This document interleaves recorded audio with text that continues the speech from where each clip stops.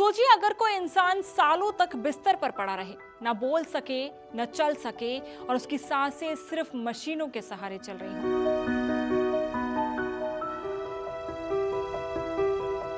ऐसी स्थिति में क्या उस व्यक्ति को अपनी इच्छा से गरिमा के साथ मृत्यु चुनने का अधिकार होना चाहिए?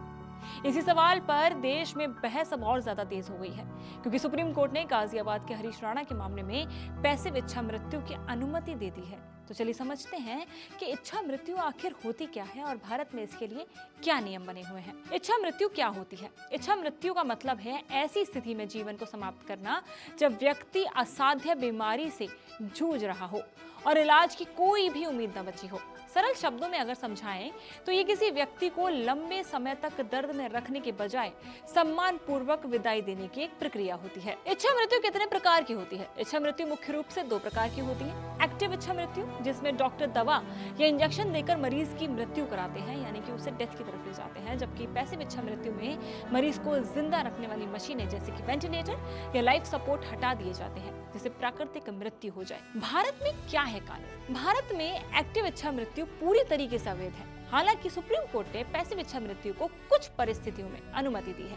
2018 के एक ऐतिहासिक फैसले में कोर्ट ने कहा था कि असाध्य बीमारी की स्थिति में लाइफ सपोर्ट हटाया जा सकता है। लिविंग विल भी अब बहुत ट्रेंड कर रहा है। ये क्या होता है? लिविंग विल एक कानूनी दस्तावेज होता है जिसमें व्यक्ति पहले से ये लिख सकता है कि अगर वो भविष्य में गंभीर स्थिति में पहुंच जाए तो उसे कृत्रिम लाइफ सपोर्ट पर ना रखाया जाए। इससे डॉक्टर्स और परिवार को काफी हद तक फैसला लेने में मदद मिलती है। इच्छा मृत्यु की अनुमति कैसे मिलती है?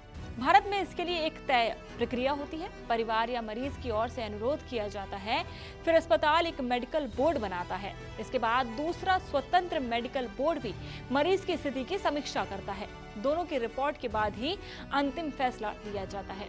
पैसिव इच्छा मृत्यु आमतौर पर तब दी जाती है जब मरीज असाध्य बीमारी से पीड़ित हो, इलाज की कोई उम्मीद ना हो या वो लंबे समय से कोमा या वेजिटेटिव स्टेट में हो। ऐसी स्थिति में डॉक्टर्स की पूरी टीम और परिवार मिलकर ये निर्णय लेते हैं। Right to die with dignity. Supreme court के अनुसार संविधान के अनुच्छेद 21 के तहत हर व्यक्ति को गरिमा के साथ जीने का अधिकार है। इसी का विस्तार है right to die with dignity, यानी असाध्य बीमारी की स्थिति में सम्मानजनक मृत्यु का अधिकार।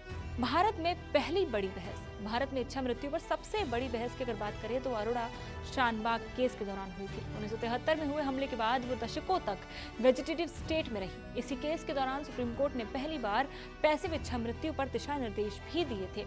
अब सवाल आपसे है कि आपको लगता है कि किसी व्यक्ति को गरिमा के साथ मरने का अधिकार मिलना चाहिए? क्या है आपकी राय? हमें कमेंट सेक्शन में जरूर बताएं और इस तमाम अपडेट्स, खबरों और जानकारियों के लिए जुड़े रहें इंडिया टीवी के साथ।